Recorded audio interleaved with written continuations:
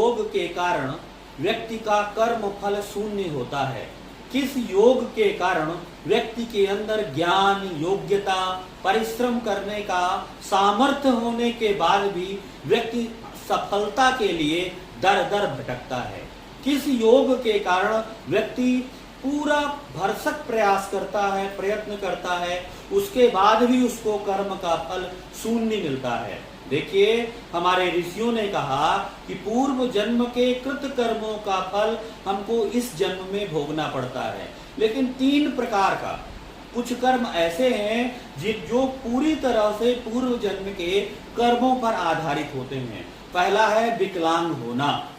विकलांग होना, इसमें आपकी कोई गलती नहीं होती, वो प्रारब्ध के कर्मों के अनुसार ही आपके शरीर में विकलांगता आएगी। दूसरा है कलह प्रिय पति या पत्नी का मिलना। ये भी सुख पूर्व जन्म के कर्म के अनुसार मिलता है। तीसरा है कि परिश्रम के बाद भी अपेक्षित सफलता नहीं मिलना, बहुत प्रयत्न करने के बाद भी सफल नहीं होना, कर्म का फल शून्य मिलना, ये भी पूर्व जन्म के कर्म पर आधारित है। दोस्तों, मैं आचार्य नरेंद्र कुमार दीक्षित, नाड़ी ज्योतिष विशेषज्ञ, नाड़ी ज्योतिष टीचर, आज आप लोगों के समक्ष एक विशेष योग की व्याख्या करने वाला हूँ।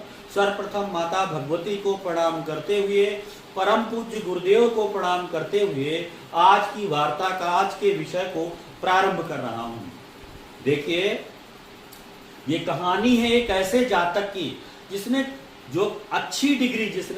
विश्वविद्यालय कैंपस से अच्छी डिग्री प्राप्त की, उसके पश्चात अच्छे अंकों में उत्तीर्ण किया, ग्रेजुएट किया, पोस्ट ग्रेजुएट किया, उसके बाद डिप्लोमा जो है होता है, जो अन्य डिग्रियां हैं इन्होंने की। उसके बाद इन्होंने नौकरी के लिए प्रयत्न किया।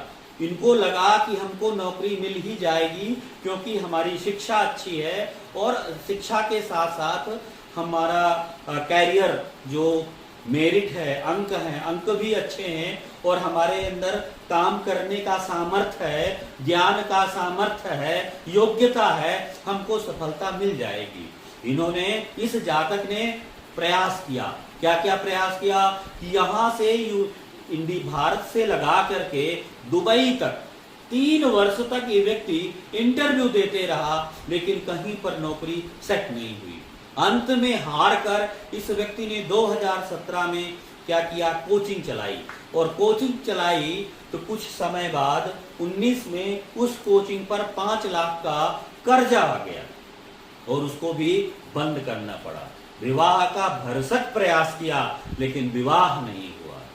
ये योग, किन योगों के कारण ऐसा घटित हुआ? आप लोगों ने नाड़ी ज्योतिष में पढ़ा होगा कि शुक्र के साथ राहु बैठा होता है, व्यक्ति धनवान होता है, ज्ञानवान होता है, व्यक्ति सुंदर होता है, धनवान होता है और नागमणि योग बन जाता है। ठीक है, बनता है, लेकिन उसकी परिस्थिति है। लेकिन ग्रह यहाँ पर किस प्रकार का छलावा कर रहे हैं, इसको यहाँ पर देखिए।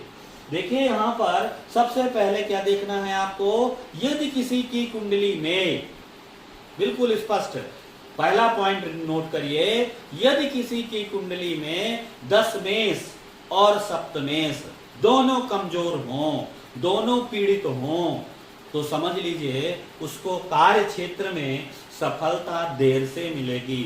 सफलता के लिए उसे अगर एक व्यक्ति 10 फीट में को पानी मिलता होगा तो इस व्यक्ति को 100 फीट खोदने के बाद भी थोड़ा आधा अधूरा पानी मिलेगा। मेरे कहने का मतलब है अत्यधिक प्रयत्न करने के बाद भी फल थोड़ा सा मिलेगा। यदि आपकी कुंडली का 10 मेष कमजोर हो, 6, 8, 12 भाव में बैठा हो, बलहीन हो, पीड़ित हो, शत्रुओं से पाप कर्तरी योग पर हो, तो नीच राशि का हो, तो समझ लीजिए कि आपको कार्य क्षेत्र में बड़ी विपत्तियों का सामना करना पड़ेगा। काल पुरुष की कुंडली का जो कर्मेश होता है वो शनि होता है। शनि यदि 6, 8, 12 पर बैठ गया, पीड़ित हो गया, शनि के आगे राहु केतु रूपी दीवार आ गई, तो ये समझ लीजिए कि उसको अपने जीवन में कार्य क्षेत्र को लेकर के बड़ी परेशानी का सामना करना पड़ेगा। यदि तीसरा महत्वपूर्ण योग है, आप समझिए उस गहराई को, कि किसी की कुंडली में 8वें भाव का स्वामी, मतलब 8वें भाव का स्वामी और 9वें भाव के स्वामी का एक दूसरे से अष्टम भाव पर संबंध हो जाए, या 8वें भाव के स्वामी का 9वें भाव के स्वामी से स्थान परिवर्तन हो जाए, एक दूसरे से परिवर्तन हो जाए। आपको ये परिवर्तन अधिकतम 9वें और अष्टम भाव के बीच में हो। मतलब मेरा नहीं कि अष्टमेश मान लीजिए सेकंड हाउस में बैठा है और नवमेश हमारा 10th में बैठा है, फिर हमने परिवर्तन कर लिया, ये परिवर्तन का फल अलग हो जाएगा। ये जो है अष्टमेश, देखिए ये है जो अष्टमेश का अष्टम भाव पर और सप्तमेश का सप्तम भाव, अष्टमेश और नवमेश का अष्टम नवम भाव पर अगर परिवर्तन बन गया तो जीवन में महासंघर्ष करना पड़ता है, महान विपत्तियों का सामना करना पड़ता है। यदि तीसरे भाव पर बहुत से बहुत ज्यादा ग्रह बैठ जाते हैं तब भी व्यक्ति को अपनी योग्यता साबित करनी पड़ती है और जंगल में रह करके घास की रोटियां भी खानी पड़ती है। आप महाराणा प्रताप की कुंडली को देखिएगा कि तीसरे भाव पर कितने ग्रह बैठे हुए हैं। तो कर्म के क्षेत्र का जो संघर्ष है वो दशमेश देता है। आपको इस बात को बिल्कुल समझ लेना है कि दशम भाव के स्वामी का संबंध किसी भी तरह 6, 8, 12 भाव के स्वामी से हो, राहु से हो, दशम भाव कमजोर, दशम भाव का स्वामी कमजोर हो, पीड़ित हो, दशम भाव दशमेश दोनों कमजोर पीड़ित हो, तो समझ लीजिए व्यक्ति करत करत अभ्यास के जड़मति हो तो सुजान। अभ्यास से कहते हैं जड़मति, जो बुद्धि जो जड़मति होती है, मूर्ख बुद्धि होती है, वो भी बुद्धिमान हो जाती है, लेकिन कर्म रूपी पुल को व्यक्ति पार नहीं कर पाता है। देखिए कर्म करना है, भगवान ने गीता में कहा कर्म करते रहिए, कर्म आपको करना है, लेकिन कर्म का फल क्या होगा इस पर विचार नहीं करना है, इस पर अधिकार केवल परमात्मा का है। तो बहुत लोग आईएएस की तैयारी करते हैं, काफी अच्छा ज्ञान होता है, रिफ्रेशर के सामने वो काफी रिफ्रेशर उसके सामने क्या होता है, कुछ भी नहीं होता है, और इंटरव्यू में दोनों एक साथ फिर एग्जाम देते हैं, रिफ्रेशर बच्चा निकल जाता है और वो रह जाता है। और ज्ञान का अगर स्तर देखेंगे तो ज्ञान का जो स्तर होगा जो 10 वर्ष से लगा है उसके पास बहुत ज्यादा होगा।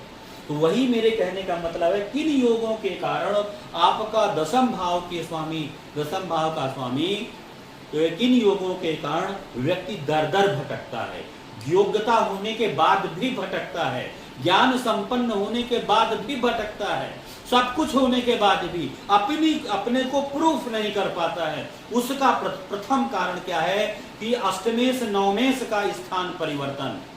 अष्टमेश नवमेश का मतलब अष्टम नवम भाव में होना चाहिए। दूसरा कर्मेश का कमजोर होना। तीसरा दशम भाव कर्म का, सप्तम भाव दशम से दशम कर्म का कर्म क्षेत्र सप्तम भाव होता है, दशमेश सप्तमेश का कमजोर होना। ये स्थितियां बताती हैं कि व्यक्ति को जीवन में सफलताएं नहीं मिलती हैं। ये कुंडली है एक ऐसे जातक की जिसके बारे में मैंने अभी चर्चा की कि 2017 तक ये व्यक्ति 5 लाख रुपए के माइनस पर आ गया और अच्छा पढ़ने के बाद भी कहीं नौकरी नहीं मिली, शादी के लिए भरसक प्रयास किया लेकिन आज तक शादी भी नहीं हुई, 2 सुख इसके जीवन में नहीं हुए और लास्ट में इसने कर्म का क्षेत्र बदल लिया और जाकर के धर्म के क्षेत्र में जाकर के कार्य करने लगा। देखिए इस कुंडली में ध्यान से, अब मैं आपको पहला बिंदु समझाता हूं। इस कुंडली में कर्मेश, कर्म का स्वामी मतलब कर्मेश, कर्मेश का मतलब दशमेश, दशम भाव का स्वामी दशमेश। दशमेश जो है, जो दशम भाव का स्वामी है वो दशमेश है शुक्र। और शुक्र की क्या स्थिति है, मकर लग्न की कुंडली है, ये जो शुक्र है इसको देखिए नीच राशि का होकर के नवम भाव पर सूर्य के साथ बैठा है। कर्मेश शुक्र क्या होता है, शुक्र स्त्री का नैसर्गिक कारक होता है, धन का नैसर्गिक कारक होता है, सुंदर आवास का नैसर्गिक कारक होता है, सभी प्रकार की भौतिक सुख सुविधाओं का नैसर्गिक कारक होता है। और तात्कालिक रूप से इस कुंडली में देखेंगे दशम भाव का स्वामी भी इस कुंडली में शुक्र है, इसलिए कर्म की व्याख्या भी शुक्र ही कर रहा है। तो दशमेश को देखिए, दशमेश नीच राशि का होकर के बैठा है और नाड़ी ज्योतिष के अनुसार सभी ग्रहों की पंचम नवम दृष्टि होती है। तो देखिए चंद्रमा के साथ राहु बैठा हुआ है, तो राहु और चंद्रमा की नवम दृष्टि शुक्र पर है। बात तो वही हो गई ना, करेला एक नीम चढ़ा, कोई बहुत कमजोर है, उसका वेट है केवल 5, उसका वेट 20-25 किलो है, और उसके बाद उसको बुखार आना शुरू हो गया तो उसकी मृत्यु के समीप पहुंच गया। अगर कोई कमजोर हो और बीमार हो जाए तो उसकी हालत तो बहुत खराब हो जाएगी। यही हमारे ग्रह के व्यवहार में समझना। शुक्र यहाँ पर ऑलरेडी शुक्र यहाँ पर आप देखेंगे कमजोर है, और ये कमजोर है, कमजोर के बाद इसके दो दुश्मन। शुक्र का जो सबसे बड़ा दुश्मन है वो चंद्रमा है। चंद्रमा ने क्या किया, चंद्रमा ने दृष्टि दी, सूर्य और चंद्रमा मिल करके शुक्र को कमजोर कर गए। अर्थात कार्य कर्म क्षेत्र में और विवाह के क्षेत्र में इस व्यक्ति को बहुत परेशानी का सामना करना पड़ेगा। आप देखिए इस कुंडली में ध्यान से, शुक्र भी सूर्य भी उसके साथ बैठा हुआ है। अब आप लोग कहेंगे कि गुरुजी शुक्र के साथ अगर राहु बैठा होगा तो बहुत अच्छा फल देगा। ठीक है भाई, राहु बैठा होगा, लेकिन राहु की कंडीशन खराब हो गई। राहु ज्यादातर चंद्रमा को कमजोर करने में बिजी है। चंद्रमा मनसो जाता काल, पुरुष का जो मन है वो चंद्रमा है। अगर किसी की कुंडली में चंद्रमा के साथ राहु होता है, वो हमेशा संदेह और शंका का शिकार होता है और दीर्घ सूत्री होता है। थोड़ा सा ये भी करता है, थोड़ा सा ये भी करता है, और थोड़ा सा ये भी करता है, और करते करते कहते हैं दीर्घ सूत्री विनश्यति, और उसका इसी तरह नष्ट हो जाता है। अर्थात कुछ भी जो सबको थोड़ा थोड़ा संतुष्ट करने की कोशिश करता है वो किसी को संतुष्ट नहीं कर सकता है। तो वही स्थिति चंद्रमा की होती है। चंद्रमा के साथ राहु आ गया तो मन भटक जाता है, और जब मन भटक जाता है, टेढ़ी मेढ़ी गलियों में चला जाता है, सही दिशा पर डिसीजन नहीं ले पाता है, तो जीवन में सफलता नहीं मिल पाती है। अब ये चंद्रमा ने देखा शुक्र को, तो शुक्र की स्थिति और कमजोर हो गई। अब देखिए शुक्र के अलावा अब यहाँ पर एक स्थिति ये बन रही है, यद्यपि यहाँ पर परिवर्तन से जब बुध यहाँ पर आ जाएगा और सूर्य अपनी जगह पर आएगा तो शुक्र का नीच भंग भी हो जाएगा, और शुक्र का नीच भंग हो जाएगा तब लगता है कि कुछ सफलता मिल जाए। लेकिन अभी तक इस व्यक्ति को सफलता नहीं मिली है। अब आप दूसरी स्थिति देखिए, कर्म काल पुरुष की कुंडली का जो शनि है, काल पुरुष की कुंडली का जो शनि है वो कर्मेश होता है, और कर्मेश को देखिए, कर्मेश शनि द्वादश भाव पर बैठा है, और इस कुंडली का लग्नेश है। तो शनि के आगे देखिए राहु बैठा हुआ है, चंद्रमा बैठा हुआ है। तो चंद्रमा तो यात्रा है, चंद्रमा राहु मतलब धोखा, और मंगल भी, चंद्र मंगल राहु का मतलब धूर्त योग। कर्म के आगे ये धूर्त योग जो चंद्र मंगल राहु का बन रहा है तो शनि को धोखा दे रहा है, कर्मों को धोखा दे रहा है। हर बार चीज बिल्कुल, अब नौकरी मिल जाएगी, इंटरव्यू हो गया, उन्होंने कहा 2-4 दिन में आपको कॉल कर लेंगे, अब कॉल नहीं हुई, वो बैठा रह गया। तो ये जो स्थिति आती है ये चंद्र मंगल राहु तो विश्वासघात, षड्यंत्र, धूर्तता को बताता है। ये धूर्त योग भी इस कुंडली पर एक्टिव हो गया। एक्टिव होने के कारण यह योग बना। अब आप देखिए कि इस योग के कारण इस व्यक्ति को कार्य के क्षेत्र में सफलता नहीं मिली। दूसरा देखिए, इसकी अभी तक शादी नहीं हुई है। शादी का प्रॉमिस क्या है? शादी का प्रॉमिस देखिए इस कुंडली पर सप्तमेश देखिए चंद्रमा है, सप्तमेश राहु के साथ पीड़ित है। अब सप्तम भाव पत्नी का सुख देने वाला शुक्र नीच राशि का है, चंद्रमा राहु उसको देख रहे हैं। अब मंगल को देखिए, मंगल भी चंद्रमा राहु के कारण परेशान है। सप्तमेश चंद्रमा है और अष्टमेश क्या है? तो अष्टमेश क्या है? सूर्य है। तो सूर्य चंद्रमा का योग भी बन रहा है। तो ये स्थितियां बताती हैं कि विवाह का भी प्रॉमिस नहीं है। इस व्यक्ति ने बहुत प्रयास किया लेकिन अभी तक इसको अपेक्षित सफलताएं नहीं मिली। योग था चंद्र मंगल राहु का धूर्त योग, शुक्र चंद्र राहु का एक पिशाच योग। ये शुक्र चंद्र राहु जिसकी भी कुंडली में होता है उसको पूर्व जन्म के कर्मों के कारण, बुरी आत्माओं के प्रभाव के कारण उसे भारी कष्ट का सामना करना पड़ता है। क्या करे कि ये ठीक हो जाए?